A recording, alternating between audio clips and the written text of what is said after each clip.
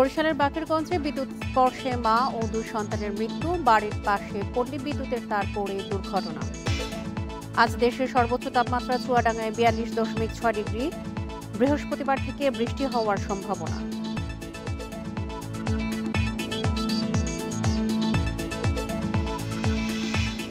ভারতে বৃষ্টির জন্য বাড়ছে হাওরের পানি, সুনামগঞ্জেও হচ্ছে বৃষ্টি। ধান কাটা ও শুকানো নিয়ে উদ্বেগে কৃষক।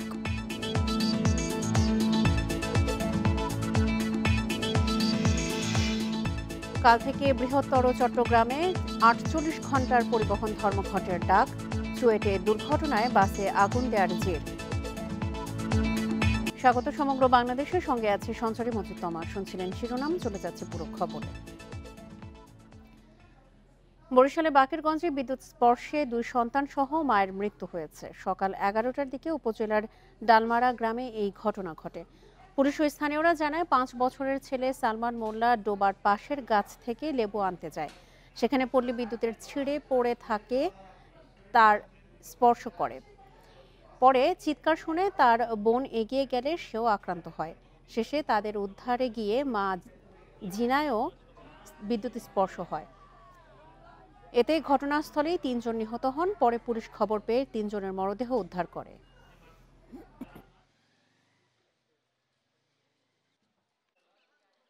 ডালমারা গ্রামে বিদ্যুৎ স্পৃষ্ট হয়ে একই পরিবারের মোসাম্মদ সোনিয়া বেগম, রেজবি আক্তার, সালমান মোল্লা নামে 3 জন মারা যায়। এই বিদ্যুতের লাইনটি বিচ্ছিন্ন অবস্থায় বাড়ির পাশে একটি বাগানে পড়েছিল। এ নিয়ে আরো জানাতে ঘটনাস্থল থেকে যোগ দিচ্ছেন আমাদের সহকর্মী মুরাদ আহমেদ। মুরাদ, দুর্ঘটনাস্থলের সবশেষ কি অবস্থা জানাবেন? দেখুন, আমি এখন আছি এখানে যে ডালমরা গ্রামটি, এই গ্রামের মোল্লাবাড়িতে। তো এই মোল্লাবাড়িতে এখন আসলে শোকের মাতম, এটা স্বাভাবিক। অপ্রত্যাশিতভাবে ঘটনাটি ঘটেছে। পল্লী বিদ্যুতের একটি তার গতকালকেই সম্ভবত রাতে ছিঁড়ে পড়েছিল সেখানে।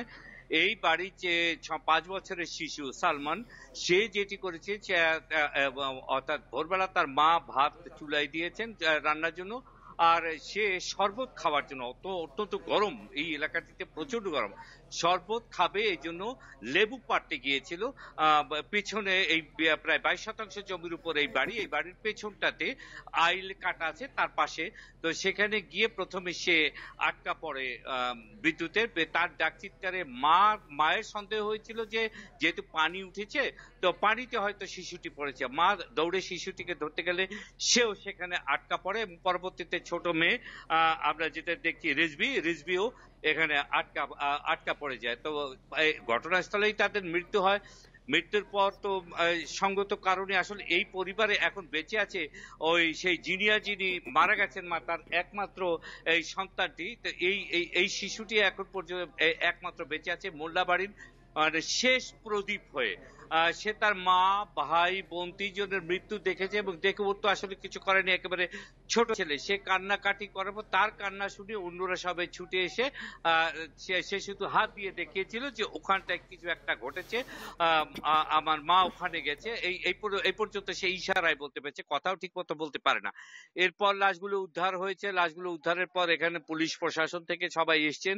উনাদের ডিমান্ডের কারণে আর পোস্টমর্টমের প্রয়োজন হয়নি। তবে এই ঘটনাটি কেন ঘটলো, এটি তদন্তের আপনার পল্লী বিদ্যুৎ যারা রয়েছে তাদের সেন্ট্রালি এবং লোকালি দুটো কমিটি ফর্ম করা হয়েছে। দেলোয়ার হোসেন, যিনি লোকাল ডিজিএম টেকনিক্যাল রয়েছেন, তাকে প্রধান করে এখানে 3 সদস্যের কমিটি করা হয়েছে। তারা ইতিমধ্যে অনুসন্ধান কাজ শুরু করেছেন। ঢাকা থেকেও একটি টিম রওনা হবে বরিশালে এই কাজটি দেখবে। আসলে পল্লী বিদ্যুতের তার ছিঁড়ে পড়ে থাকবে, মনিটরিং কে আসলে এখানে সবাই দায়ী করছে যে তারা আসলে বিদ্যুতের ব্যবসাটাকে ভালো বোঝে, কিন্তু বিদ্যুৎ যে মনিটরিং করতে হয় এর যে নিশ্চিত করার যে বিষয়টি, এটি এরা জানে না। এই ক্ষোভটুকু আমি এসে গ্রামের শুরু থেকে শেষ পর্যন্ত সবার মধ্যেই দেখেছি যে এক বাড়িতে বিদ্যুৎ বিল পাওনা থাকলে তাকে যেভাবে জোর করে আদায় করে নেওয়া হয় কোনো কিছু হলে, কিন্তু সেবা বলতে যেটুকু গ্রামবাসী চেয়েছিল তার 3টি মৃত্যু দিয়ে প্রমাণ হয়ে গেছে পল্লী বিদ্যুতের এখানকার সেবার নমুনা, এটি বলছে গ্রামবাসী। তো কিছুক্ষণ এতে দাফন কাফনের ব্যবস্থা চলছে, কিছুক্ষণের মধ্যে এতে দাফনটু হয়ে যাবে। এরপর পরবর্তী যদি এরা পল্লী বিদ্যুতের বিরুদ্ধে কোনো মামলা দায়ের করে, থানা প্রশাসন যেটা বলেছে তারা সেই মামলাটি গ্রহণ করবে এবং যথাবিধ ব্যবস্থা গ্রহণ করবে। এই হচ্ছে এখানকার সর্বশেষ তথ্য। বরিশালে বাকেরগঞ্জে বিদ্যুৎ স্পর্শে 2 সন্তান সহ মায়ের মৃত্যু হয়েছে। এ বিষয়ে বিস্তারিত জানাচ্ছিলেন আমাদের সহকর্মী মুরাদ আহমেদ। রাজশাহী, চুয়াডাঙ্গা ও পাবনায় অতি তীব্র এবং টাঙ্গাইল, বগুড়া, যশোর সহ 5 জেলায় বইছে তীব্র তাপপ্রবাহ। এর বাইরে রয়েছে শুধু সিলেট। আর এই অবস্থা মাস জুড়ে চলমান থাকবে বলে জানিয়েছে আবহাওয়া অফিস। তবে মের প্রথম সপ্তাহে বৃষ্টি হলে কিছুটা সহনীয় হবে পরিস্থিতি। টানা তাপপ্রবাহে দুর্বিষহ জনজীবন। তীব্র গরমে প্রয়োজন ছাড়া বাইরে বের হচ্ছেন না অনেকেই। তবে অতি প্রয়োজনে না বেরিয়ে যাদের উপায় নেই তারা বিপর্যস্ত তীব্র রোদ গরমে। বাইক চালাইতেছি, গরমের অবস্থা খুবই বাজে অবস্থা। মানে বাসা থেকে বের হলে কখন বাসায় ঢুকবো খালি থাকে চিন্তায়। খুব কষ্ট, গাড়ি চালানো যায় না, রোদ খুব। এবার একটা খ্যাপ মারলে আবার বসে থাকার লাগে সব সময়, বেশি মানে গাছতলায় যাওয়ার লাগে আর কি। আমি আমার এই বয়সে আমি কখনো এরকম গরম আর দেখি নাই। এই প্রথম এত গরম, মানে খেয়েও শান্তি পাচ্ছি না, কোথাও বেরোও শান্তি পাচ্ছি না, ঘরে থেকেও শান্তি পাচ্ছি না। আবহাওয়া অফিস বলছে সারা দেশেই এখন অতি তীব্র থেকে মাঝারি তাপপ্রবাহের মধ্যে রয়েছে। আর এই অবস্থা থাকবে মাস জুড়ে। বৃষ্টির দেখা মিলতে পারে মের প্রথম সপ্তাহে। আরও 3 দিন মোটামুটি তাপমাত্রা এরকমই থাকবে। তারপর থেকে আপনার গ্রাজুয়ালি একটু করে তাপমাত্রা কমতে থাকবে। আর তারপর যেটা হবে যে আপনার 2 তারিখ থেকে দেশের উত্তর পূর্ব এবং উত্তর দক্ষিণ দিকে বৃষ্টি শুরু হবে। এটা ক্রমান্বয়ে বাড়তে থাকবে। মোটামুটি 3-4 তারিখে আশা করা যায় যে দেশের অনেক জায়গায় বৃষ্টি হবে। তখন থেকে 6 দিন বৃষ্টির আভাস থাকলেও তারপর আবার বইতে শুরু করবে তাপপ্রবাহ। আর এর প্রভাব মে জুড়েই থাকতে পারে বলে জানাচ্ছেন আবহাওয়াবিদরা। মের ফার্স্ট উইকে যে আপনার বৃষ্টির সম্ভাবনা রয়েছে, তারপর বৃষ্টি স্পেলটা নর্মালি 3 থেকে 4-5 দিন কন্টিনিউ করে। যখন বৃষ্টি শেষ হয়ে যায় তারপর তাপমাত্রা আবার বেড়ে যায়। সেক্ষেত্রে দেশের অনেক জায়গায় মৃদু থেকে মাঝারি এবং কোনো কোনো জায়গায় বিক্ষিপ্তভাবে আপনার সিভিয়ার তাপদাহ আসতে পারে। অতিরিক্ত তাপমাত্রা ছাড়াও বাতাসে জলীয় বাষ্প বেশি থাকায় গরম লাগছে বেশি। সে বিবেচনায় বহাল রয়েছে হিট অ্যালার্টও। Adilur Rahman, Independent News, Dhaka. তীব্র তাপদাহ থেকে রক্ষা পেতে বৃষ্টির জন্য দেশের বিভিন্ন স্থানে নামাজ আদায় করেছেন মুসল্লিরা। অনাবৃষ্টি ও গরম থেকে মুক্তির জন্য বিশেষ মোনাজাত ও প্রার্থনা করা হয়। বৃষ্টির জন্য চট্টগ্রামে ইস্তিসকার নামাজ আদায় করা হয়েছে। বেলা 11টায় নগরের মনসুরাবাদে পিডিবি কলোনি মাঠে নামাজ অনুষ্ঠিত হয়। রাজশাহীতে বৃষ্টির জন্য মুসল্লিরা আদায় করলেন ইস্তিসকার নামাজ। কেন্দ্রীয় ঈদগাহ ময়দানে শত শত মুসল্লি নামাজে অংশ নেন। পাবনায় তীব্র গরম থেকে রক্ষায় ঐতিহ্যবাহী এডওয়ার্ড মাঠে নামাজ আদায় করা হয়।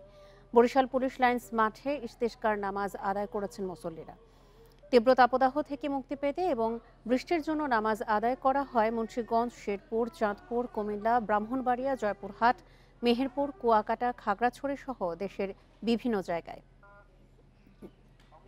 আমাদের বাংলাদেশের উপরে এবং সকল প্রকার পশু পাখি জনগণের উপরে যেন আল্লাহ পাকের রহমতের বৃষ্টি দান করেন, এই নিয়তে আমরা আজকের এই নামাজ সালাত আদায় করেছি। আল্লাহ কাছে রহমত কামনা করার জন্য আমরা 2 রাকাত ইস্তিগফার নামাজ আদায় করছি। আল্লাহ তাআলা সবাইকে শান্তিতে রাখুক।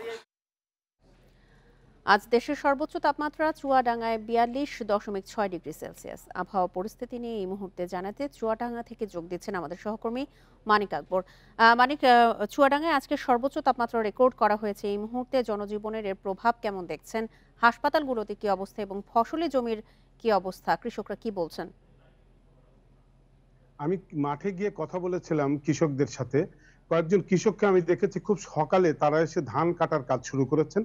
তো ওই কৃষকরা বলছিলেন যে একেবারেই ভোরবেলা যখন কেবল আকাশ ফর্সা হতে শুরু করে সেই সময় তারা মাঠে চলে আসছেন এবং তারা তাদের কাজ শুরু করছেন। তাদের বক্তব্য যে একটু দেরি হয়ে গেলে আসলে মাঠে আর কাজ করা যাচ্ছে না। তার কারণ সকাল 8টার পর থেকে রোদের তাপ তীব্র আকার ধারণ করছে এবং বেলা 9টা, 9:30 বেজে গেলে মাঠে আর টিকে থাকা যাচ্ছে না। তো কৃষকরা বলছেন যে খুব ভোরে এসে কাজ না করলে কোনো উপায় নেই। তার কারণ এই সময় মাঠে এখন অনেক কাজের চাপ। এই সময় ধান কাটার সময় চলছে। এখন চুয়াডাঙ্গার মাঠে মাঠে পাট পরিচর্যার কাজ চলছে, কেউ কেউ পাট লাগাচ্ছেন। তো এই অবস্থার কারণে কৃষকরা আছেন ব্যস্ত, খুবই ব্যস্ত সময় কৃষকদের পার করতে হচ্ছে। কিন্তু বিরূপ আবহাওয়ার কারণে, তীব্র তাপদাহের কারণে কৃষক কৃষকদেরকে বিড়ম্বনায় পড়তে হচ্ছে। তারা খুব সকালে এসে তাদের কাজটি সেরে বাড়ি চলে যেতে চাচ্ছেন। তো একটু বেলা হলে কৃষকরা যেমন মাঠে থাকতে পারছেন না, একইভাবে ছিন্নমূল শ্রেণীর মানুষরাও তারাও মাঠে তারা বাইরে এসে কাজ করতে পারছেন না। যারা রিক্সা চালান, ভ্যান চালান, তারা বাইরে আসছেন ঠিকই কাজের আশায়, কিন্তু তারা বেশিক্ষণ এই রোদ গরমে কাজ করতে পারছেন না। তারা বলছেন যে চুয়াডাঙ্গাতে যে আবহাওয়া, যে তীব্র রোদ সকাল থেকে, তাতে আসলে এই রোদের ভিতরে গাড়ি চালানো, রিক্সা চালানো খুব কষ্টকর। এই সময়টা এমনিতেই কষ্টকর, তার উপরে আবার পর্যাপ্ত যাত্রীও পাওয়া যায় না। তার কারণ যাত্রীরা যে যানবাহনে উপরে রোদ লাগবে না, সূর্যের আলো গায়ে লাগবে না, এমন যানবাহন খোঁজেন তারা ইজি বাইকে চলে যান, কিংবা বাসে উঠে চলে যান। তারা খোলা ভ্যানে চড়তে চান না, যে কারণে যারা খোলা ভ্যান চালান তাদের জন্য কষ্টের এবং তাদের জন্য উপার্জনের উপায় কমে গেছে। তারা বলছেন পর্যাপ্ত আয় তারা করতে পারছেন না, যে কারণে তাদেরকে বিড়ম্বনায় পড়তে হচ্ছে। আরেকটি ব্যাপার আমি দেখেছি, সেটা হচ্ছে হাসপাতালে কিন্তু রোগীর চাপ বেড়েছে। হাসপাতালের বহির্বিভাগে যেমন চাপ আছে, সব বয়সী মানুষরা সেখানে আসছেন এবং এই সময়ে চিকিৎসকরা বলছিলেন যে তীব্র গরমের কারণেই মূলত রোগীর চাপ বেশি। সেটা হচ্ছে সব বিভাগে রোগীর চাপ বেশি। আর সবচেয়ে বেশি রোগী হচ্ছে ডায়রিয়া এবং নিউমোনিয়ায়। শিশুরা বেশি নিউমোনিয়া আক্রান্ত হচ্ছে এবং নিউমোনিয়ার ওয়ার্ডগুলোতে, শিশুদের ওয়ার্ডগুলোতে এখানে রোগীর যে ধারণ ক্ষমতা তার দ্বিগুণের বেশি রোগী আছে।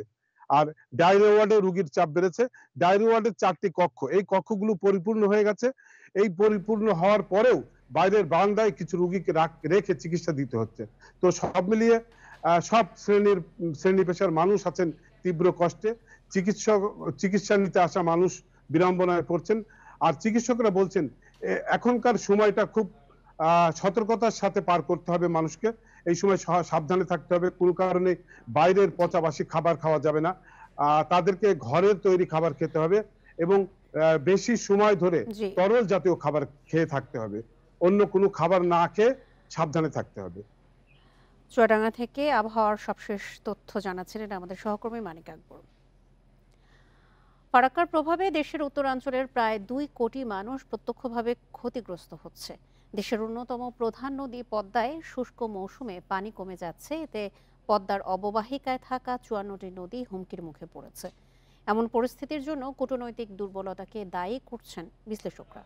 বলছেন এতে এই অঞ্চলে প্রাকৃতিক বিপর্যয়ের আশঙ্কা রয়েছে। ভারত ফারাক্কা বাদ দেওয়ার পর শুষ্ক মৌসুমে পদ্মায় পানি সংকট দেখা দেয়। 1977 সালে গঙ্গার পানি চুক্তি স্বাক্ষরের মাধ্যমে এর সমাধান খোঁজা হয়, যেখানে 80% পানি পাওয়ার কথা ছিল বাংলাদেশের, ছিল গ্যারান্টি ক্লজ। তবে 1982 সালে বাদ দেওয়া হয় গ্যারান্টি ক্লজ। সবশেষ 1996 সালে 30 বছর মেয়াদী গঙ্গা চুক্তিতেও তা বাদ পড়ে। চুক্তি অনুযায়ী জানুয়ারি থেকে মে পর্যন্ত 10 দিন পর পর 35,000 কিউসেক পানি পাবে উভয় দেশ। তবে বাঁধ দিয়ে আর খাল কেটে ভারত পানি প্রত্যাহার করায় মরতে বসেছে পদ্মা। একই সাথে নদী অববাহিকার 54টি নদী হুমকির মুখে, বলছেন গবেষকরা। 75 পরবর্তী যে ফারাক্কার যে প্রভাব, বিরূপ প্রভাব, এই কারণে আমাদের নদীগুলো শেষ হলো এবং এটা প্রথম কারণ। দ্বিতীয় কারণ আমাদের পরিকল্পনা, ভুল পরিকল্পনা। পানি উন্নয়ন বোর্ড বলছে চুক্তি অনুযায়ী পানি পেলেও পদ্মার মতো বিশাল নদীর জন্য তা সামান্য। আর পরিবেশবিদরা বলছেন এর জন্য দায়ী কূটনৈতিক দুর্বলতা। এই 35,000 কিউসেক পানি কিন্তু খুবই আসলে পদ্মার মতো হচ্ছে একটা বড় নদী আমাদের হচ্ছে, এটা খুবই নগণ্য। রাষ্ট্রীয়ভাবে আমরা এই কূটনৈতিক দক্ষতাটা আসলে দেখাতে পারিনি বলেই আমরা কিন্তু দিনকে দিন দেখেছি পদ্মার প্রভাব ক্ষীণ থেকে ক্ষীণতর হয়েছে। বিশেষজ্ঞরা বলছেন এভাবে চলতে থাকলে বরেন্দ্র অঞ্চল মরুভূমিতে পরিণত হবে, ক্ষতিগ্রস্ত হবে 2 কোটি মানুষ। একসময়ের উত্তাল পদ্মা এখন পানি শূন্য, এর সাথে সংযুক্ত 27টি শাখা নদী এখন অস্তিত্ব সংকটে। 2025 সালে শেষ হচ্ছে 30 বছর মেয়াদী গঙ্গা চুক্তি। পদ্মা সহ যৌথ নদীগুলোকে রক্ষায় উদ্যোগ নিতে হবে খোদ সরকারকেই, বলছেন সংশ্লিষ্টরা। Mustafizur Rahman, Independent news, Rajshahi. তীব্র তাপপ্রবাহের কারণে এবার ধানের ফলন কমার আশঙ্কা করছেন কৃষকরা। কৃষিবিদরা বলছেন আগামী 10-12 দিনের মধ্যে তাপমাত্রা সহনীয় না হলে দেরিতে লাগানো ধানের ফলন বিপর্যয় হতে পারে। এ অবস্থায় উত্তরাঞ্চল সহ বিভিন্ন এলাকায় বোরো উৎপাদনের লক্ষ্যমাত্রা পূরণ হওয়া নিয়ে দেখা দিয়েছে সংশয়। কৃষি বিভাগের হিসাবে এবার সারা দেশে 3,74,68,000 বিঘাতে বোরোর আবাদ হয়েছে, যেখান থেকে ধান উৎপাদনের লক্ষ্য 2,21,57,000 টনেরও বেশি। বগুড়া সহ বিভিন্ন এলাকার উপর দিয়ে বয়ে যাওয়া তীব্র দাবদাহের প্রভাব পড়তে শুরু করেছে বোরো ক্ষেতে। কিছু এলাকায় ধান কাটা মারাই শুরু হলেও বিঘা প্রতি গত বছরের তুলনায় ফলন কমেছে 2 থেকে 3 মণ।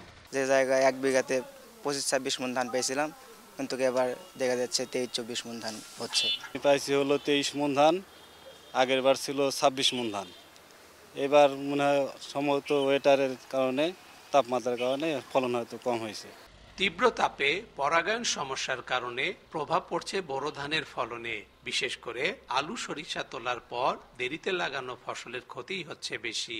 এসব ধানের ফলন অন্তত 40 ভাগ কমতে পারে বলছেন কৃষি গবেষকরা।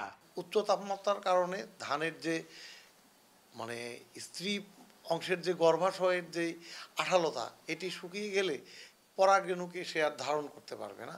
সেক্ষেত্রে পরাগায়ন মিস করলে আপনার ফসল চিটা হবে। আবহাওয়া পরিস্থিতি বিবেচনায় নিয়ে কৃষি কর্মকর্তারা বলছেন তাপ প্রবাহ চললেও আগাম ধানের ক্ষতির সম্ভাবনা কম।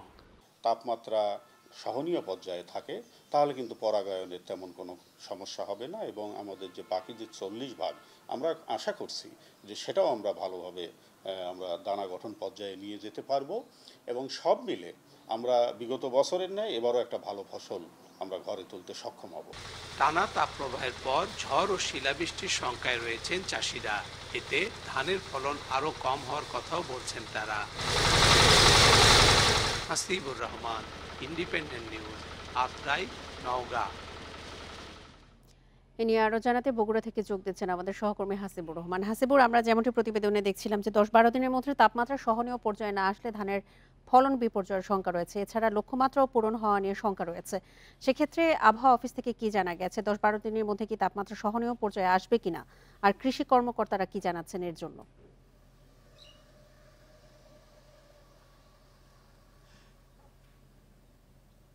স্থানীয় আবহাওয়া অধিদপ্তরের যে তথ্য আমাদের কাছে রয়েছে তাতে আগামী 2 বা 3 মে থেকে কিছু কিছু এলাকায় হালকা কখনো কখনো ভারী বৃষ্টির কথা তারা বলছেন, কিন্তু ঠিক কোন এলাকাতে কতটা বৃষ্টি হতে পারে এবং বৃষ্টির সাথে শিলা রয়েছে কিনা বা ঝড়ো হাওয়া থাকবে কিনা এটি স্থানীয়ভাবে তারা এখনো বলতে পারছে না। তবে তাদের আগের যে অভিজ্ঞতা রয়েছে আবহাওয়া বিভাগের কর্মকর্তারা তারা যেটি বলছেন যে এবারের যে দীর্ঘ একটা খরা তারা দেখেছেন, এই খরার পরে সাধারণত তাদের অভিজ্ঞতায় যেটি বলে যে এই খরার পরে শিলাবৃষ্টি হয় এবং একটা দমকা বাতাসও থাকে।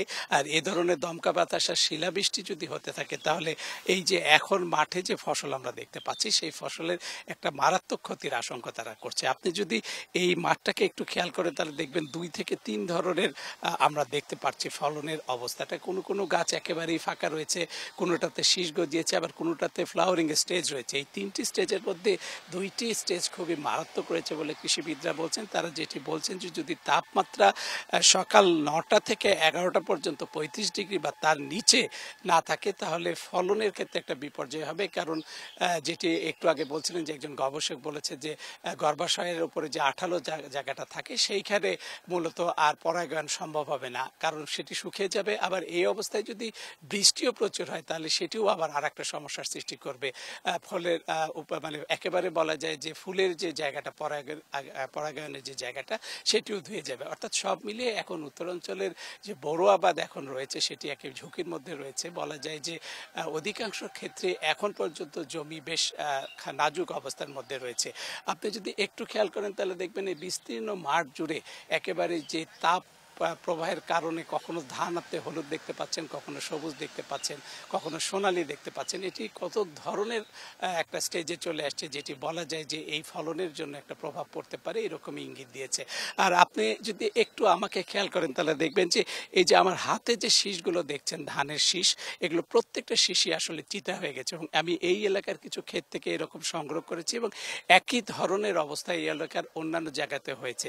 তবে এখন পর্যন্ত এটি খুব ভয়াবহ পর্যায়ে পৌঁছায়নি, কারণ কেবল শুরু হয়েছে শীষ চিটা হয়ে যাবার বিষয়টা। আর এটি দুটি কারণেই চিটা হচ্ছে। একটা হলো উচ্চ তাপমাত্রার কারণে ফলনের ভিতরে, অর্থাৎ ফলের ভিতরে যে দুধের মতো থাকে ধানের, সেটি নষ্ট হয়ে যাচ্ছে, যার ফলে চিটা হচ্ছে। আর একটা হলো ফাঙ্গাস জাতীয়, অর্থাৎ ছত্রাকের আক্রমণের কারণে হচ্ছে। আমার হাতে যে ধরনের শীষ আমি দেখাইছি তাতে আপনাকে দু ধরনেরই আমরা দেখতে পেয়েছি প্রভাব রয়েছে। এর ফলে 40% জমি, যা এখনো বলা যায় যে একেবারে প্রাথমিক পর্যায়ে রয়েছে, তার 40% জমির অন্তত 40 ভাগ ধানের ফলনে ব্যাহত হতে পারে, এমনই আশঙ্কার কথা গবেষকরা বলছেন। তবে ধান ক্ষেত ভালো রাখবার জন্য তারা জমিতে 3 থেকে 4 ইঞ্চি পানি দেবার কথা বলছেন চাষিদেরকে, এবং এই নিয়ে তারা বিভিন্ন জায়গায় সভা করছেন, উঠান বৈঠক করছেন এবং চাষিদের সচেতন করছেন। কিন্তু তারপরেও অনেক এলাকাতেই এখন পর্যন্ত মাঠে পানি দেওয়া যাচ্ছে না, কারণ নদী খাল বিল শুকিয়ে যাওয়ার ফলে সেচ সংকটও দেখা দিয়েছে কিছু কিছু এলাকায়। আমি যেটি দেখতে পেয়েছি নওগাঁ এবং নওগাঁ এলাকাতে। তীব্র তাপদাহের কারণে ধানের ফলন বিপর্যয়ের শঙ্কা নিয়ে জানাচ্ছিলেন বগুড়া থেকে আমাদের সহকর্মী। এদিকে সারা দেশের মানুষ গরমের স্বস্তি পেতে বৃষ্টির জন্য প্রার্থনা করলেও হাওরের চিত্র ভিন্ন। ভারতের চেরাপুঞ্জির বৃষ্টিতে পানি বাড়ছে হাওড়াঞ্চলের নদ নদীর, তার সঙ্গে সুনামগঞ্জেও মাঝে মধ্যেই হচ্ছে বর্ষণ। এই অবস্থায় ধান কাটা ও শুকানো নিয়ে উদ্বেগে কৃষক। তবে আপাতত আগাম বন্যার কোনো সুযোগ দেখছে না পানি উন্নয়ন বোর্ড। কয়েকদিন ধরে সীমান্তবর্তী এলাকা ভারতের চেরাপুঞ্জিতে হচ্ছে বৃষ্টি। মাঝে মধ্যেই সে ঝটকা লাগছে সুনামগঞ্জে, এতে বাড়ছে নদ নদীর পানি। এদিকে এখানকার ছোট বড় 120 হাওরে পুরোদমে চলছে ধান কাটা। এ সময় বর্ষণে নদীর পানি বাড়ায় ধান কাটা শুকানো নিয়ে দুশ্চিন্তায় কৃষক। তৈরি হয়েছে ফসল তলিয়ে যাওয়ার শঙ্কা। মেঘবাদল হইলে আমরা ক্ষতি হইব, মনে করেন না ধান কেরা আইব, ধান ফুকাইতে পারতাম না। ধান তো আমরা ডুবরা বাক্কা পানির তলে গিয়া হারছে ফাঁকনা ধান, আরো দিলে তো আরো যাইব, আরো নষ্ট হইব। যে ধান কাটা হয়েছে ধানত তো আমরা ফুকাইতে পারলাম না। যদি মেঘ দেয় তো আরো বেশি কষ্ট, সে তো আরো ধান রয়েছে, মেঘ হইলে আর ধানও কাটা যেত না। কৃষি বিভাগও বলছে 5 মের মধ্যে শেষ হবে ধান কাটা, তার আগে বেশি বৃষ্টি হলে দেখা দেবে সমস্যা। যে এরকমভাবে পানি বৃদ্ধি পেলেও আমাদের ফসলের ক্ষতি হবে বলে আমি মনে করি না, কারণ আগামী 7 দিন পর্যন্ত যদি অল্প অল্প করে পানি বৃদ্ধি পায় তাহলে আমরা সুনামগঞ্জের যে হাওরের ফসল 30 এপ্রিলের মধ্যে 95 ভাগ কর্তন হবে। এদিকে চেরাপুঞ্জির বৃষ্টিতে নদ নদীর পানি বাড়লেও আপাতত বন্যার শঙ্কা দেখছে না পানি উন্নয়ন বোর্ড। যদি আগাম বন্যার মতো কোনো পরিস্থিতি সৃষ্টি হয় সেক্ষেত্রে আমরা যথেষ্ট প্রস্তুত আছে এবং আমরা আমাদের বাঁধগুলো এখনও সুরক্ষিত আছে এবং এতে আমরা আগাম বন্যা মোকাবিলা করতে পারবো। আগাম বন্যা দেখা দিলেও আমরা আশা কোনো ধরনের সমস্যা হবে না। সুনামগঞ্জে বোরোর আবাদ হয়েছে 2,23,407 হেক্টর জমিতে। এ পর্যন্ত ধান কাটা হয়েছে 45%। Independent news. চট্টগ্রাম প্রকৌশল ও প্রযুক্তি বিশ্ববিদ্যালয়ে চুয়েটে গাড়ি পোড়ানোর প্রতিবাদে 48 ঘণ্টা ধর্মঘটের ডাক দিয়েছে বৃহত্তর চট্টগ্রাম গণপরিবহন মালিক শ্রমিক ঐক্য পরিষদ। রোববার ভোর 6টা থেকে এই ধর্মঘট শুরু হবে। দুপুরে এক বৈঠক শেষে এই সিদ্ধান্তের কথা জানান পরিষদের আহ্বায়ক মঞ্জুরুল আলম চৌধুরী। এ সময় তিনি বলেন, গত সোমবার চট্টগ্রাম কাপ্তাই সড়কে বাসের ধাক্কায় মোটরসাইকেল আরোহী 2 চুয়েট শিক্ষার্থী নিহতের পর রাস্তা অবরোধ করে আন্দোলন শুরু করেন শিক্ষার্থীরা।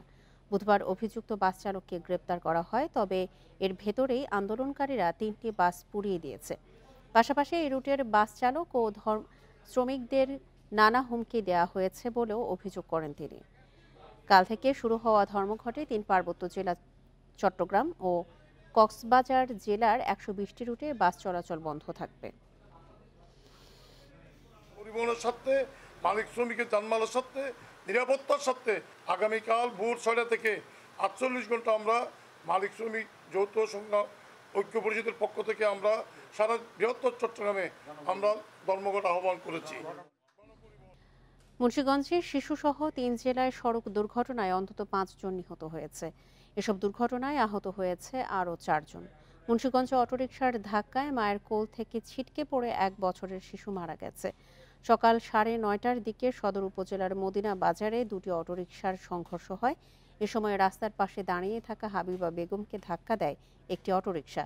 এতে শিশু হুমায়রা মায়ের কোল থেকে ছিটকে পড়ে গুরুতর আহত হয়। হাসপাতালে নেওয়া হলে চিকিৎসক তাকে মৃত ঘোষণা করেন। এদিকে বাগেরহাটের রামপালে ট্রাক চাপায় ভ্যানের 3 যাত্রী নিহত হয়েছে। সকালে খুলনা থেকে মোংলাগামী ট্রাক ঝনঝনিয়া এলাকায় বিপরীত দিক থেকে আসা ব্যাটারি চালিত ভ্যানকে চাপা দেয়। এছাড়া ময়মনসিংহের আলালপুরে বাস সিএনজি সংঘর্ষে 2 জন নিহত হয়েছে। উপজেলা নির্বাচনে একটি জাল ভোট হলেও ভোট গ্রহণ বন্ধ করে দেওয়া হবে বলে জানিয়েছেন নির্বাচন কমিশনার আহসান হাবিব খান। সকালে বরিশাল শিল্পকলা একাডেমিতে নির্বাচন কর্মকর্তাদের বৈঠক শেষে ইসি হাবিব সাংবাদিকদের বলেন, সুষ্ঠুভাবে ভোট গ্রহণে আপোষহীন থাকার জন্য কর্মকর্তাদের প্রতি কঠোর নির্দেশনা দেওয়া হয়েছে। এ সময় অতিরিক্ত তাপমাত্রা বিবেচনায় রেখে ভোটের দিন প্রতি ইউনিয়নে স্বাস্থ্য কেন্দ্র চালু থাকবে বলেও জানান তিনি।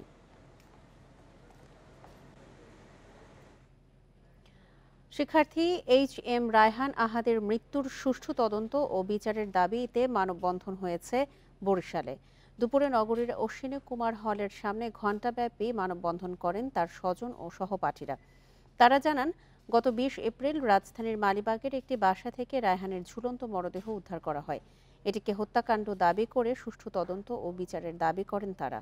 রায়হান চীনের একটি বেসরকারি মেডিকেল কলেজের শিক্ষার্থী ছিলেন। চাঁদপুরের 4টি উপজেলায় প্রায় 40 কিলোমিটার গ্যাস লাইনের মেরামত কাজ শুরু হয়েছে। শনিবার সকাল 8টায় শুরু হয় মেরামত কাজ। রোববার সকাল 8টা পর্যন্ত চলবে কাজ। মেরামত কাজের আওতায় রয়েছে চাঁদপুর সদর, মতলব, হাজীগঞ্জ ও শাহরাস্তি উপজেলা। বাখরাবাদ গ্যাস ডিস্ট্রিবিউশন কোম্পানি জানায়, গ্যাস লাইনের মেরামত কাজ চলছে কুমিল্লা জেলার লাকসামের বিজোড়া এলাকায়। এদিকে গ্যাস সরবরাহ বন্ধ থাকায় দুর্ভোগে পড়েছেন গ্রাহকরা। এর আগে জরুরি লাইন মেরামতের জন্য শনিবার সকাল থেকে পরবর্তী 24 ঘন্টা গ্যাস সরবরাহ বন্ধ থাকবে বলে ঘোষণা দেয় কর্তৃপক্ষ। মুন্সিগঞ্জে রিকাবি বাজারের মাছের আড়তে অভিযান চালিয়ে 15 মণ জাটকা জব্দ করা হয়েছে। আটক করা হয়েছে 2 জনকে। পুলিশ জানায়, সকালে 2 ঘণ্টাব্যাপী আড়তে অভিযান চালানো হয়। এ সময় পুলিশের উপস্থিতি দেখে পালিয়ে যায় অনেক মাছ ব্যবসায়ীরা। পরে আড়ত থেকে জব্দ করা হয় 15 মণ জাটকা ও 3.5 মণ পাঙ্গাসের পোনা। আটক করা হয় 2 ব্যবসায়ীকে। পরে জব্দ করা মাছগুলো বিভিন্ন মাদ্রাসা ও এতিমখানায় বিতরণ করা হয়। নারায়ণগঞ্জের আলোচিত 7 খুনের 10 বছর আজ। 1 দশকে হতাহতের স্বজনরা শুধু নিম্ন আদালতে থেকে অভিযুক্তদের বিরুদ্ধে রায় পেয়েছে। তবে আপিল বিভাগে দীর্ঘ 7 বছর ধরে ঝুলে আছে 7 মার্ডার মামলার কার্যক্রম।